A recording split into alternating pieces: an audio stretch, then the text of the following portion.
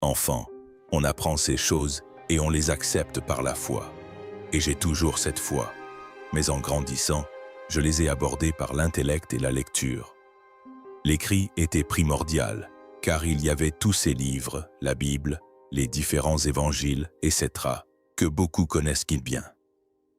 Mel Gibson, l'homme qui a consacré 12 ans et plus de 30 millions de dollars de sa fortune personnelle à la réalisation de la Passion du Christ, le film biblique le plus documenté historiquement jamais produit, vient de révéler publiquement l'existence d'une Bible contenant 22 livres de plus que celle de votre Église. Son affirmation est sans détour. La Bible éthiopienne renferme des enseignements entiers sur Jésus après sa résurrection, délibérément expurgés des Écritures occidentales avant même que la plupart des chrétiens n'en connaissent dans l'existence. Des enseignements sur la fin des temps, sur les fausses églises construites en son nom, sur un feu qui reviendrait séparer les vrais fidèles des imposteurs. Gibson a qualifié cette découverte de la plus importante révélation biblique que le monde occidental refuse d'aborder. Et lorsque vous entendrez ce qui est réellement écrit dans ces pages, vous comprendrez exactement pourquoi. Le gardien non colonisé. Avant d'aborder le contenu de ces textes, il est essentiel de comprendre un point crucial. Pourquoi l'Éthiopie est le seul endroit au monde où ils ont survécu? Car cette partie de l'histoire change tout. L'Éthiopie est une nation unique en son genre. Berceau de l'une des plus anciennes civilisations de la planète, son histoire documentée remonte à plus de 300 ans. L'Éthiopie fut le premier royaume chrétien au monde. Et voici le point crucial. L'Éthiopie n'a jamais été colonisée. Alors que presque toutes les autres nations africaines ont vu leur culture, leur langue et leurs traditions spirituelles bouleversées par les empires européens, l'Éthiopie est restée à part. Aucune puissance étrangère n'a jamais réussi à imposer sa version du christianisme sur le sol éthiopien. C'est précisément pour cette raison que vous entendez ce récit aujourd'hui. Le docteur Ephraim Isaac, érudit d'origine éthiopienne qui a fondé le département d'études afro-américaines à Harvard et a consacré des décennies à la traduction des manuscrits de Gaès, l'a exprimé clairement. Il a affirmé que l'Éthiopie avait préservé une tradition chrétienne indépendante, développée sans ingérence romaine, et que cette tradition contient des écritures que le monde occidental a choisi de rejeter. Il a consacré sa vie à rendre ces textes accessibles à un public international. Il a soutenu jusqu'à sa mort que le canon éthiopien représente l'un des recueils d'écrits chrétiens primitifs les plus importants et les plus méconnus. La tradition éthiopienne fait remonter la lignée spirituelle de la nation jusqu'à Ménélik Ier, que l'on croit être le fils du roi Salomon et de la reine de Saba. Selon la croyance éthiopienne, Ménélik aurait apporté l'arche d'alliance elle-même dans l'ancienne ville d'Aksum, où elle repose encore aujourd'hui dans une petite chapelle gardée par un seul moine élu. Nul autre n'est autorisé à y entrer. Que l'on accepte ou non cette affirmation au pied de la lettre, le fait qu'une civilisation entière ait bâti son identité autour de la protection d'un artefact biblique témoigne de la profondeur du lien de cette culture avec les Écritures. Les archives historiques attestent de la présence du christianisme en Éthiopie dès le IVe siècle. Non pas importé par des missionnaires romains, mais adopté directement. Certaines communautés éthiopiennes pratiquent leur foi sans interruption depuis plus de 300 ans, faisant de l'Éthiopie l'une des plus anciennes civilisations chrétiennes de la planète, antérieure à l'Église catholique, aux traditions orthodoxes de Constantinople et à la quasi-totalité des formes institutionnelles du christianisme actuel.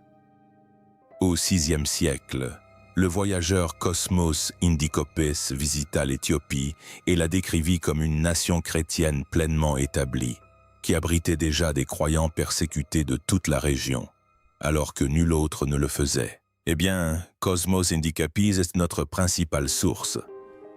Il a parcouru toute la mer Rouge et l'océan Indien. Il s'est arrêté à ce qui était alors la ville portuaire d'Aksum. L'église orthodoxe éthiopienne Tiwaho a développé sa propre théologie, ses propres traditions liturgiques et sa propre relation aux Écritures, sans l'autorisation ni la supervision de Rome. Voici le contexte. Tandis que l'Empire romain s'affairait à déterminer quel livre devait composer la Bible lors du concile de Nica en 325 après Jésus-Christ, l'Éthiopie agissait de manière indépendante. L'Église orthodoxe éthiopienne a constitué son propre canon. La version la plus large comprend 81 livres. La version plus restreinte, déclarée officielle plus tard par l'empereur Haile Selassie, en compte 72. Toutes deux incluent des textes rejetés par Rome, notamment le livre d'Enoch, le livre des Jubilés et des écrits qui prétendent rapporter les enseignements de Jésus après sa résurrection. Ces livres ont été écrits en Zigyi, une ancienne langue liturgique que pratiquement personne en dehors d'Éthiopie ne pouvait déchiffrer. Pendant des siècles, ces textes sont restés dans des monastères à flanc de falaise, recopiés à la main par des moines qui considéraient chaque syllabe comme sacrée. Le professeur Robert Gilbert, historien des manuscrits qui a catalogué des textes éthiopiens à la Bodley Library d'Oxford, a qualifié cet effort de préservation d'extraordinaire. Il a souligné que les moines de lieux comme Deradamo, un monastère accessible uniquement par l'escalade d'une falaise abrupte, avaient délibérément choisi l'isolement pour protéger ses écrits de la destruction. Les textes étaient là, les livres étaient là, mais le reste du monde n'y avait tout simplement pas accès jusqu'à présent. Si vous commencez déjà à comprendre que la version du christianisme qui vous a été enseignée est peut-être incomplète, vous ne voudrez pas manquer la suite. Abonnez-vous et activez les notifications dès maintenant, car ce que ces textes disent réellement de Jésus après sa résurrection est un sujet que la plupart des églises n'ont jamais abordé. Et il y a une raison à cela. Le livre de l'Alliance. L'un des textes les plus importants de la Bible éthiopienne est le livre de l'Alliance. Et c'est ce texte précis qui a attiré l'attention de Mel Gibson. Gibson, connu pour avoir engagé des équipes d'exégètes bibliques, de consultants en langue araméenne et de conseillers historiques lors de la production de la Passion du Christ, a souvent défendu l'importance des sources chrétiennes antérieures à l'an 9. Il s'agit de textes antérieurs à la standardisation de la Bible par l'Empire romain. Le livre de l'Alliance est précisément ce type de source. Il prétend rapporter les paroles directes de Jésus à ses disciples durant les 40 jours entre sa résurrection et son ascension. Imaginez un instant, 40 jours. Les évangiles occidentaux classiques ne couvrent cette période qu'en quelques versets. Une brève apparition ici, une courte instruction là, puis l'ascension. La tradition éthiopienne affirme que ces 40 jours n'étaient pas une simple note de bas de page, mais bien l'apogée. Jésus a consacré toute cette période à dispenser un enseignement entièrement distinct, ce que les manuscrits appellent les rouleaux célestes. Une connaissance secrète de l'architecture du monde spirituel, de la future corruption de son Église et du réveil final de l'humanité. Et ce qu'il a dit dans ses enseignements n'est ni doux, ni réconfortant. Ce n'est pas ce qu'une institution religieuse établie souhaiterait que ses membres entendent. Dans le livre de l'Alliance, Jésus ne parle pas comme un humble charpentier. Il parle comme le roi souverain du ciel et de la terre. Il ordonne à ses disciples de bâtir le royaume de Dieu. Mais pas avec des armées, pas avec des alliances politiques, pas avec des richesses. Le Saint-Esprit seul, dit-il, sera leur force. Il enseigne que ce qui se passe dans le cœur d'un seul être humain compte plus que tous les temples de pierre jamais construits. Et puis viennent les avertissements. C'est là que le texte devient troublant. Jésus dit à ses disciples qu'avec le temps, les gens déformeront ses paroles au point de les rendre méconnaissables. Ils crieront son nom dans les rues, le cœur vide. Ils bâtiront d'immenses temples d'or et de marbre, mais oublieront le seul temple qui compte vraiment, celui qui se trouve au fond de l'âme humaine. Il prédit des guerres menées sous sa bannière. Il met en garde contre une ère où les mensonges seront pris pour vérité. Et puis, il prononce des paroles qui vous glacent le sang. Les ténèbres viendront quand on ne reconnaîtra plus ma voix. Voilà le hic. Il va plus loin. Il dit « Heureux ceux qui souffrent pour mon nom, non en parole, mais en silence. » Ce n'est pas l'évangile de la prospérité. Ce n'est pas une promesse de confort. C'est un Jésus qui marche aux côtés des oubliés. Ceux qui croient profondément mais ne disent jamais un mot. Ceux que le monde ignore sans même un regard. Dr. Getachew Haile, l'un des plus prolifiques spécialistes des manuscrits éthiopiens, qui a travaillé pendant des décennies au Hill Museum and Manuscript Library du Minnesota, a passé des années à cataloguer et à traduire des textes de la tradition éthiopienne. Le livre des Jubilés, qu'ils appelaient l'Ancien Testament, n'a été trouvé qu'en Éthiopie. Il n'existe aucune autre langue. Ces recherches ont démontré que le livre d'Alliance n'était pas une fabrication médiévale, mais qu'il s'inscrivait dans une tradition textuelle profondément enracinée dans les premières communautés chrétiennes. Ces travaux ont confirmé que les scribes éthiopiens traitaient ces passages avec la même vénération que les 4 évangiles canoniques. Et c'est un euphémisme. Ces moines ne se sont pas contentés de préserver le texte. Ils ont bâti toute leur vie spirituelle autour de cela. Mais les avertissements du livre de l'Alliance sont insignifiants comparés aux exigences du texte suivant. Les Diskalia, qui mettent en garde contre les faux prophètes. Si le livre de l'Alliance se lit comme une prophétie, les Diskalia sonnent comme une accusation. Ce texte éthiopien donne des instructions pratiques et directes sur la manière de vivre en véritable disciple du Christ. Vivre simplement, jeûner régulièrement, prier constamment et se tenir à l'écart des chefs corrompus qui exploitent les fidèles. Le langage est direct. Jésus met en garde précisément contre les autorités religieuses qui se présentent comme saintes tout en détruisant secrètement la vie des gens ordinaires. Un passage dit « Ne soyez pas comme les scribes de l'avenir, vêtus de robes blanches, mais dévorant les maisons des pauvres. » Réfléchissez-y un instant. Écrit il y a des siècles, ce texte décrit un schéma qui s'est répété à chaque génération depuis. Les érudits éthiopiens qui étudient ces textes depuis des générations avancent 3 raisons précises expliquant leur rejet par l'Église occidentale. La première est d'ordre politique. Rome avait besoin d'une Bible simplifiée, gérable depuis son centre. Moins de livres signifiait moins de questions. La seconde est d'ordre mystique. Les écritures éthiopiennes regorgent de rencontres angéliques, de combats contre les démons et de batailles spirituelles dans des dimensions invisibles. Les autorités occidentales ont jugé ces récits trop dangereux, susceptibles d'inciter les croyants à chercher Dieu sans supervision institutionnelle. La troisième raison, la plus révélatrice, est une crainte. Si les gens ordinaires entendaient ces enseignements sans les censurer, ils pourraient cesser de s'en remettre aux prêtres et aux évêques pour leur relation avec Dieu. Or, il est important de noter que Gibson lui-même a abordé cette dynamique. Lors d'entretiens sur la Passion du Christ, il a expliqué que le processus de canonisation biblique était autant un acte politique que théologique.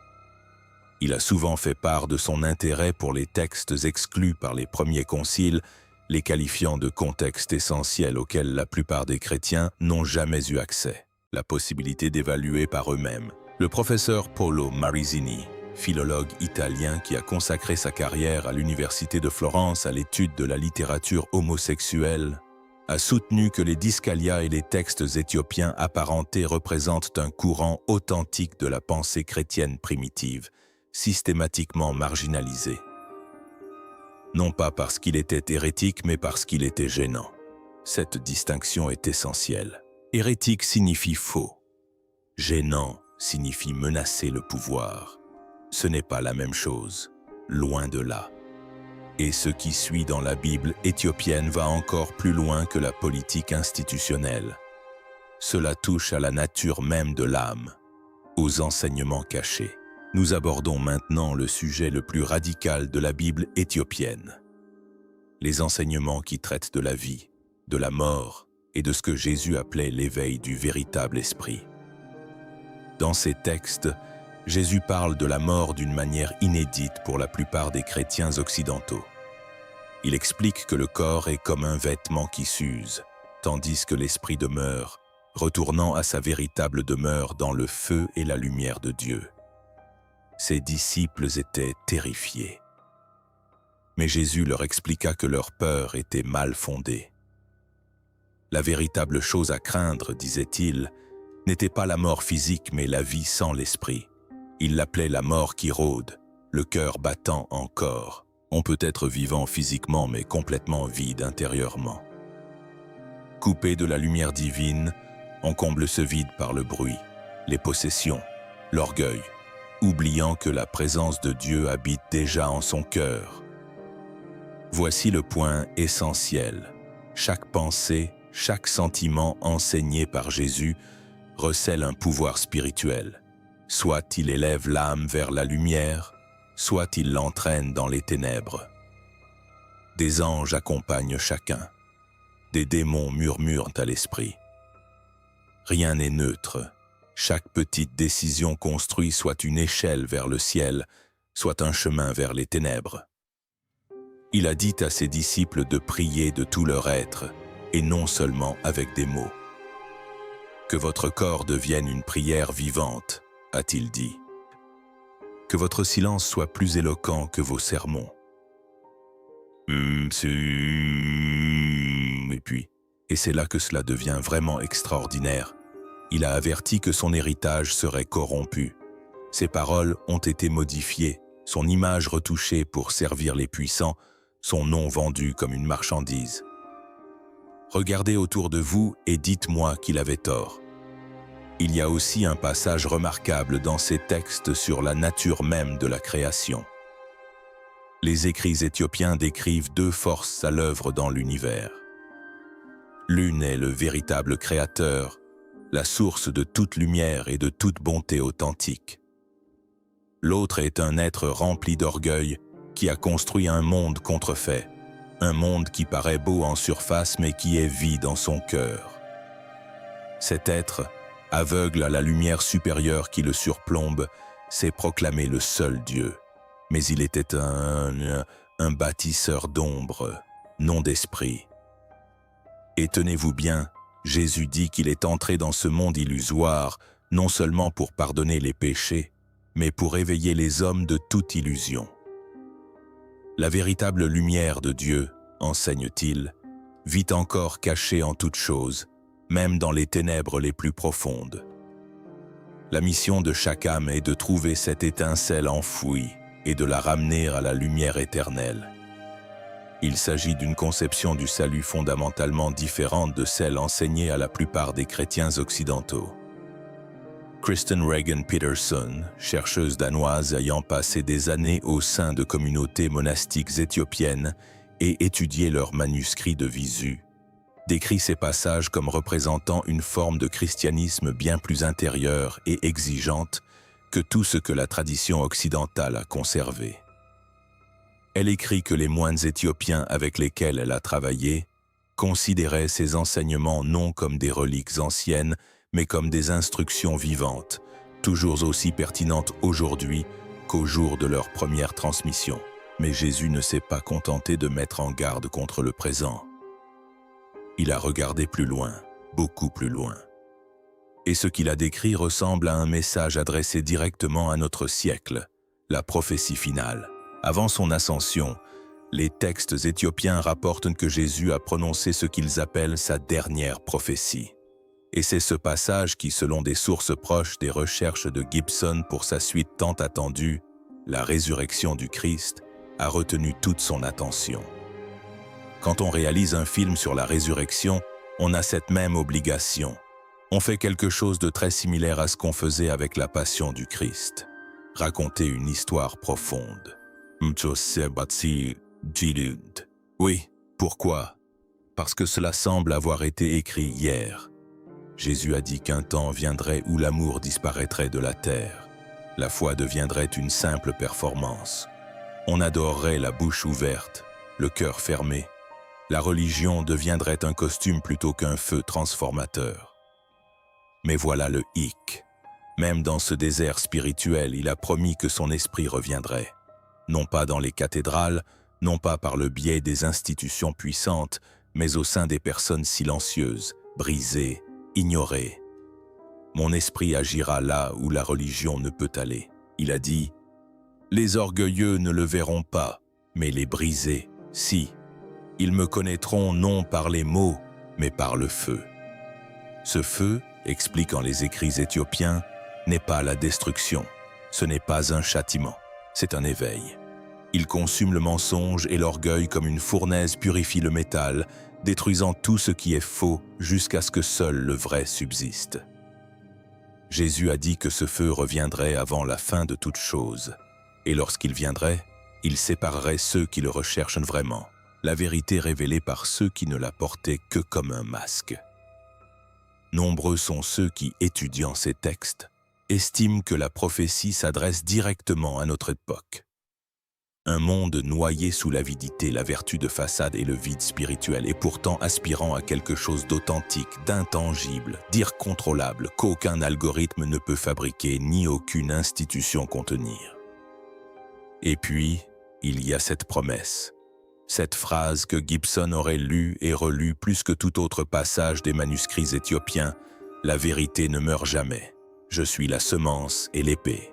Je reviendrai. » Les textes éthiopiens ne s'achèvent pas dans le désespoir. Ils se terminent par une déclaration. Ni la corruption, ni l'oppression, ni la trahison institutionnelle ne peuvent éteindre la vérité à jamais. Elle finira par triompher, non pas à travers les empires, ni à travers les organisations, mais à travers les cœurs humains qui ont refusé de cesser de la chercher. Les moines qui ont gardé ces mots pendant des siècles comprenaient quelque chose que Gibson, à sa manière, avait également perçu. Ils ne préservaient pas de vieux manuscrits. Ils perpétuaient un message vivant, un message que le reste du monde avait oublié ou qu'on lui interdisait d'entendre, comme Gibson l'avait compris. Voici donc la question qui devrait vous tarauder. Pourquoi l'un des cinéastes les plus prospères d'Hollywood, un homme qui a consacré plus d'une décennie et des centaines de millions de dollars à la recherche de l'exactitude biblique, orienterait-il le monde vers des textes que le christianisme traditionnel a rejetés il y a près de 2000 ans? Gibson n'est pas un marginal. La Passion du Christ a rapporté plus de 600 millions de dollars dans le monde. Il a consulté des érudites du Vatican, des spécialistes de la langue araméenne et des historiens sur plusieurs continents. Lorsque Gibson attire l'attention sur un texte biblique, son propos a un poids que les revues universitaires ne peuvent égaler. Et tenez-vous bien, son intérêt pour la Bible éthiopienne n'est pas anodin. Des sources proches de son équipe de production pour la résurrection du Christ ont indiqué que Gibson a étudié en profondeur des textes préniens, notamment des manuscrits éthiopiens, dans le cadre de ses recherches sur les paroles et les actes de Jésus durant les 40 jours entre la résurrection et l'ascension. La période même que le livre de l'Alliance prétend couvrir en détail. Réfléchissez-y un instant. Le réalisateur de films bibliques, ayant connu le plus grand succès commercial de l'histoire, s'intéresse aux mêmes textes que les moines éthiopiens ont protégés au péril de leur vie pendant des siècles. Les mêmes textes que Rome a exclus. Les mêmes textes qui contiennent des mises en garde contre les fausses églises, des prophéties concernant la corruption du nom du Christ, et des enseignements sur une flamme spirituelle intérieure qu'aucune institution ne peut maîtriser. Si la Bible éthiopienne conserve ne serait-ce qu'une fraction des enseignements authentiques de Jésus, les implications sont stupéfiantes. Cela signifie que le canon biblique occidental est incomplet. Cela signifie que des pans entiers du message du Christ ont été cachés à des milliards de personnes pendant des dizaines de générations. Et cela signifie que la plus ancienne et la plus ininterrompue tradition chrétienne au monde, celle qui n'a jamais été conquise, jamais colonisée, jamais placée sous le contrôle de Rome, a discrètement gardé la vérité tandis que le reste du monde était réduit au silence. Et c'est un euphémisme. Car la question fondamentale ne porte pas seulement sur ce qui a été caché, mais aussi sur le pourquoi. Pourquoi une institution qui prétend représenter les enseignements de Jésus étoufferait-elle délibérément ses propres paroles? Quel type de pouvoir tire profit d'une congrégation qui n'entend qu'une partie du message? Et qu'adviendra-t-il de ce pouvoir lorsque le message complet sera enfin révélé? Ce sont les questions que pose Gibson. Voilà les questions auxquelles l'Éthiopie répond depuis 3-0 ans. Et ce sont des questions qu'une fois entendues, on ne peut plus ignorer. Que l'on considère ces textes comme des écritures divinement préservées ou comme une tradition théologique ancienne digne d'un examen approfondi, leur message fondamental est incontestable. Le royaume de Dieu n'est pas loin. Ce n'est pas une récompense accordée après la mort. Elle réside en chaque être vivant, dès maintenant. L'âme elle-même est le véritable temple. Et le feu de la vérité, même enfoui depuis des siècles, ne peut s'éteindre. Gibson l'avait compris. L'Éthiopie le sait depuis 3-0 ans. Et maintenant, vous le savez aussi. Vous avez donc entendu les enseignements qui ont été retirés de votre Bible, les avertissements enfouis pendant des siècles, et la prophétie qui semble avoir été écrite pour décrire le monde dans lequel vous vivez actuellement. La question est, qu'en faire? Partagez votre réponse dans les commentaires. Croyez-vous que ces textes ont été délibérément supprimés? Ou existe-t-il une autre explication? Nous lisons tous les commentaires et, honnêtement, certaines des meilleures discussions de toute cette chaîne ont lieu ici. Si cette vidéo a changé votre vision de l'histoire du christianisme, cliquez sur « J'aime ». J'aime et abonnez-vous dès maintenant. Activez les notifications. Nous avons une vidéo à venir qui approfondit ce que le livre d'Enoch, l'un de ces textes éthiopiens interdits, révèle sur l'origine du mal et le destin des anges déchus. Vous ne voulez pas la manquer. Cliquez dessus maintenant. Elle est déjà à l'écran.